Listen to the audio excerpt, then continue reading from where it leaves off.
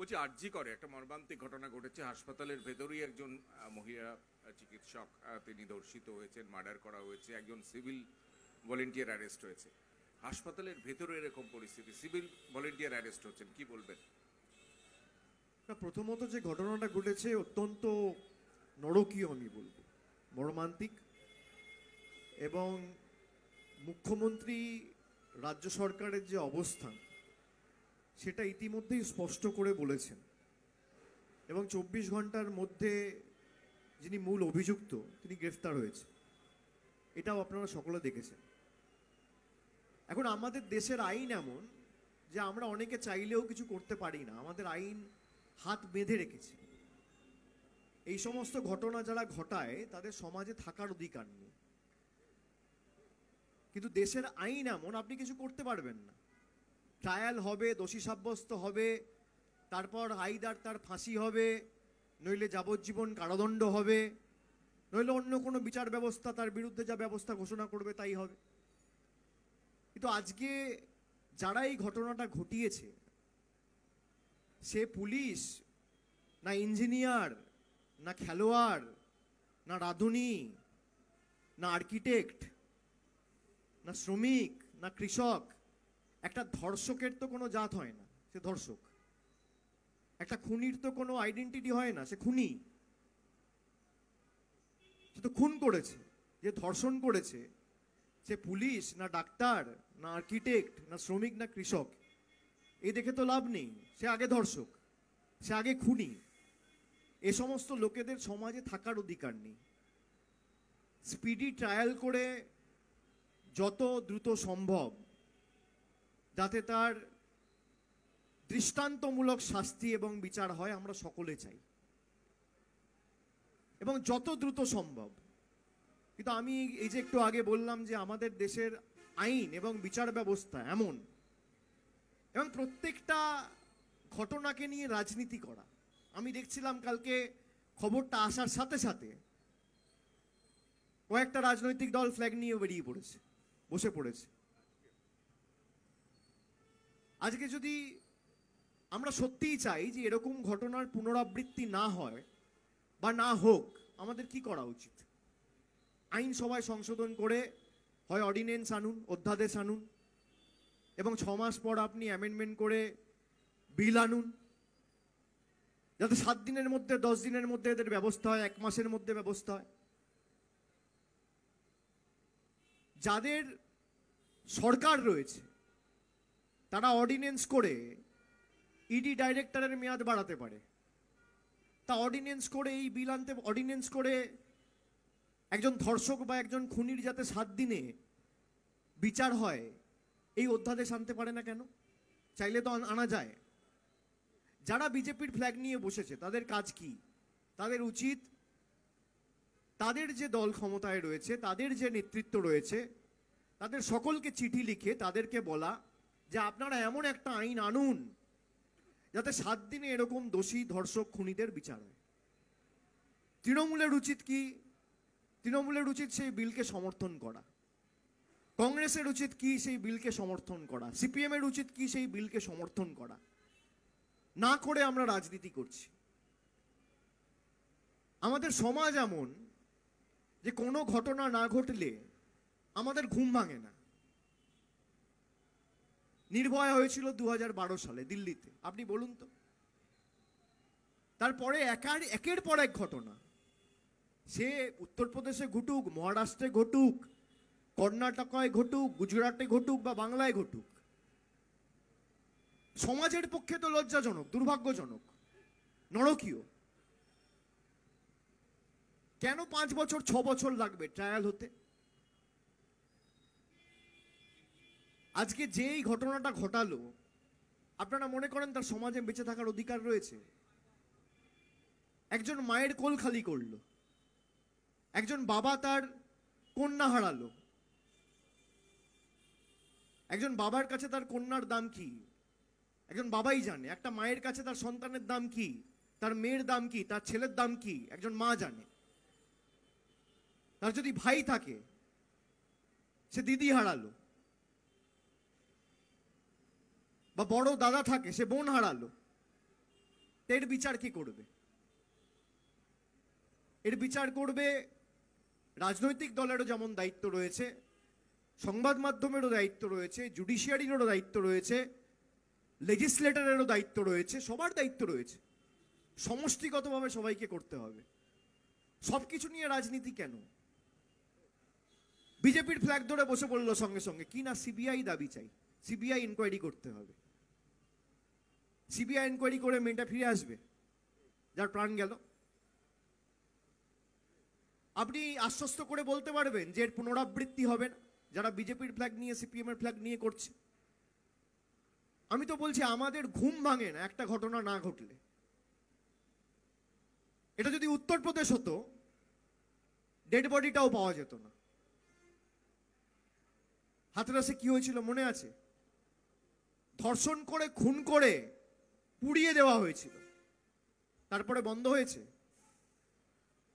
আমাদের দৃষ্টিভঙ্গিতে যদি আমরা পরিবর্তন না আনি, আইনসভায় যদি আইন আমরা তৈরি না করি, কোনোদিন এর পরিবর্তন হবে না। এবং প্রশাসনকে আমি অনুরোধ করব, মুখ্যমন্ত্রী ইতিমধ্যেই বলেছে পুলিশ 24 ঘন্টার মধ্যে ব্যবস্থা নিয়েছে। বিশেষ করে এই যে হাসপাতালগুলিতে রাত্রি 9টা-10টার পর এই ঘটনাটা ঘটেছে, খুব সম্ভবত রাত্রি 2টো বা 3টে, এই যে অবাধ যাতায়াত মানুষের, এর উপরও নজরদারির প্রয়োজন রয়েছে। কেন একটা হাসপাতালে রাত্রি 9টা-10টার পর যে পারবে ঢুকবে? এরও একটা মেকানিজম থাকা উচিত। আজকে সেখানে সিসিটিভি ক্যামেরা ছিল বলে দোষীকে ধরা গেছে। এন্ট্রি এক্সিটের যে করিডোরগুলো, সেগুলো দেখে যে মূল অভিযুক্ত তাকে ধরা গেছে। এবং আমি মনে করি আইনসভায় এমন কঠোর আইন আনা দরকার যেখানে 7 দিনের মধ্যে এই খুনি এবং ধর্ষকদের একদম এনকাউন্টার করে মারা উচিত। আমি একদম দ্ব্যর্থহীন ভাষায় বলছি, কেন আপনি 5 বছর, 6 বছর, 7 বছর ধরে ট্রায়াল চালাবেন মশাই? একটা লোককে আন্ডার ট্রায়াল, একটা প্রিজনারকে আমি যদি 7 বছর জেলে রাখি, আমার রোজ যদি তাকে থাকাতে আর খাওয়াতে দিনে 200 টাকা খরচা হয়, তাহলে 1 মাসে 6000 টাকা খরচা হয়, 1 বছরে 73,000 টাকা খরচা হয়। 5 বছর যদি একটা লোককে আমি জেলে রাখি, সে মহারাষ্ট্র হোক বা উত্তরপ্রদেশ হোক বা বাংলা হোক বা গুজরাট হোক বা কর্ণাটক হোক বা তামিলনাড়ু হোক বা কেরল হোক বা আসাম হোক, প্রতি বছর তার লালন পালন করতে 73,000 টাকার খরচা। 5 বছর সে যদি আন্ডার ট্রায়াল থাকে তাহলে 3.5 লাখ টাকা খরচা। 7 বছর থাকলে 5 লাখ টাকা খরচা। কেন 5 লাখ টাকায় 3টে গরিব মানুষের বাড়ি হবে? কেন তার বিরুদ্ধে ব্যবস্থা হবে না 7 দিনে? কেন্দ্র সরকার পারে না? যাদেরকে মানুষ ক্ষমতা দিয়েছে, ম্যান্ডেট দিয়েছে, তারা বিল আনতে পারে না? পারে। বিজেপি কি পারে? বিজেপি বিল আনতে পারে। তৃণমূল কি পারে? সেই বিলকে সমর্থন করে যাতে এই ঘটনার পুনরাবৃত্তি না হয় সেটা করতে পারে। এবং এমন বিল আনতে হবে যেখানে সার্কামস্ট্যান্সিয়াল এভিডেন্স আপনার এগেনস্টে, এমন না যে ট্রায়াল ছাড়া, কোনো রকম কোনো এভিডেন্স ছাড়া আপনি 7 দিনে এনকাউন্টার করে বা একদম ফাঁসির মঞ্চে নিয়ে গিয়ে তাকে ফাঁসিতে ঝুলিয়ে দিলেন। সার্কামস্ট্যান্সিয়াল এভিডেন্স, পারিপার্শ্বিক প্রমাণ বা তথ্য যখন তার বিরুদ্ধে রয়েছে। আপনি ধরুন আজমাল কাসাব, ভাই ক্যামেরায় ক্যাপচার হয়েছে, ভিডিও রয়েছে যে গুলি চালাচ্ছে, তারপর 4 বছর ধরে তাকে খাইয়ে পড়িয়ে রেখে তার উপর 5 লাখ 6 লাখ টাকা খরচা করে তাকে ফাঁসির মঞ্চে নিয়ে যাবেন কেন?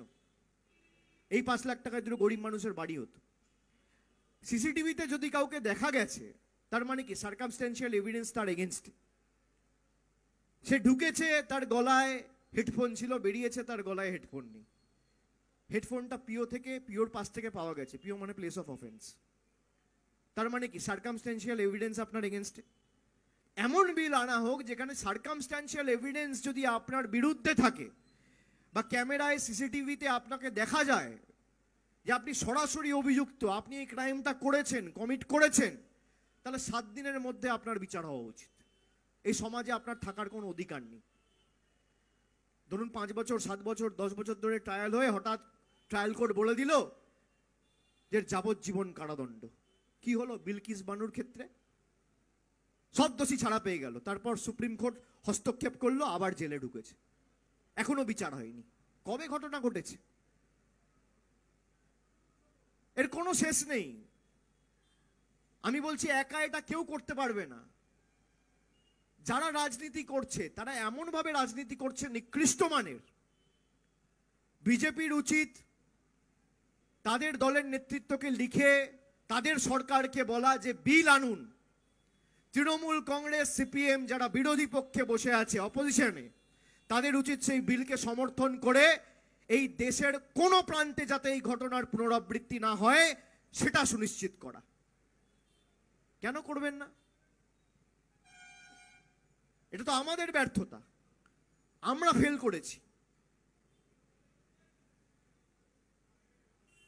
একের পর এক ঘটনা হয়েছে, হাতরাস হয়েছে, নির্ভয়া হয়েছে, উন্নাও হয়েছে, তারপরেও দেশে চারিদিকে এই ঘটনা ঘটবে কেন?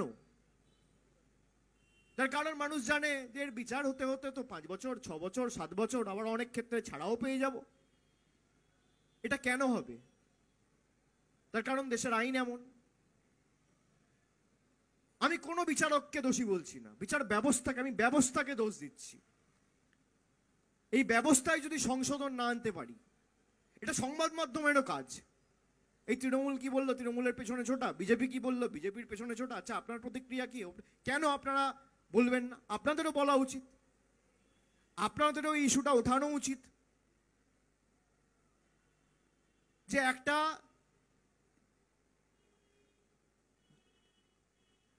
কর্তব্যরত ডাক্তার, সে ডাক্তার হোক বা অন্য কেউ হোক, সে তো একটা মেয়ে, কারোর কন্যা, কারোর বোন, কারোর দিদি, কারোর পরিবারের সদস্য, কারোর বন্ধু, তার বিরুদ্ধে কেন হবে এটা? তার কারণ আমাদের আইন এমন। আপনি অর্ডিন্যান্স এনে দিল্লি সরকারের ক্ষমতা কুক্ষিগত করার জন্য পুরো ক্ষমতা যাতে কেন্দ্রীয় সরকারের হাতে চলে আসে, আনতে পারেন। আপনি কেন অর্ডিন্যান্স এনে এটার ব্যবস্থা করতে পারেন না যাতে এই ঘটনার পুনরাবৃত্তি না হয়? এই প্রশ্ন ওঠে না আপনাদের মনে? আমি তো বলছি, হয় যদি পারিপার্শ্বিক প্রমাণ তথ্য আপনার বিরুদ্ধে হয়, তাহলে হয় এনকাউন্টার করে মারা উচিত, নইলে ফাঁসির মঞ্চে নিয়ে গিয়ে ঝোলানো উচিত। এই সমস্ত লোকেদের সমাজে থাকার কোনো অধিকার নেই। দৃষ্টান্ত তবেই তো তৈরি হবে। মুখে বললে দৃষ্টান্তমূলক শাস্তি চাই, দৃষ্টান্তমূলক বিচার চাই, কোনোদিন হবে না।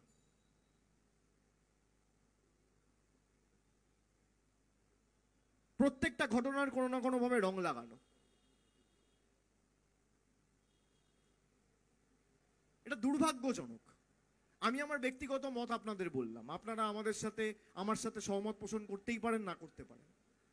আমি আমার ব্যক্তিগত মত আপনাকে বললাম। তবে আমি একদিক দিয়ে ধন্যবাদ জানাই পুলিশকে যে 24 ঘন্টার মধ্যে অভিযুক্তকে অ্যারেস্ট করেছে, এবং আরেকদিকে আমি পুলিশ প্রশাসন সহ যারা দায়িত্বে রয়েছেন, বিশেষ করে এই ডাক্তার, জুনিয়র ডাক্তারদের সুরক্ষার দায়িত্বে যারা রয়েছেন, তাদেরকে বলবো আরো আমাদের সংযত এবং অ্যালার্ট থাকতে হবে। বিশেষ করে এই অবাধ ঘোরাফেরা, হাসপাতাল চত্বরে রাত্রি 10টার পর কেন ঢুকবে লোকে? ডাক্তার ছাড়া, রুগী ছাড়া কেউ থাকবে না, যারা ডিউটিতে আছে তারা যাবে, যে পাচ্ছে সে ঢুকে পড়বে। কেনই বা একজন সিভিক ভলেন্টিয়ার ঢুকবে? তার কি অধিকার রয়েছে রাত্রি 10টার সময়, রাত্রি 3টের সময় একটা হাসপাতালে ঢোকার? আরো আমাদের কঠোর হতে হবে।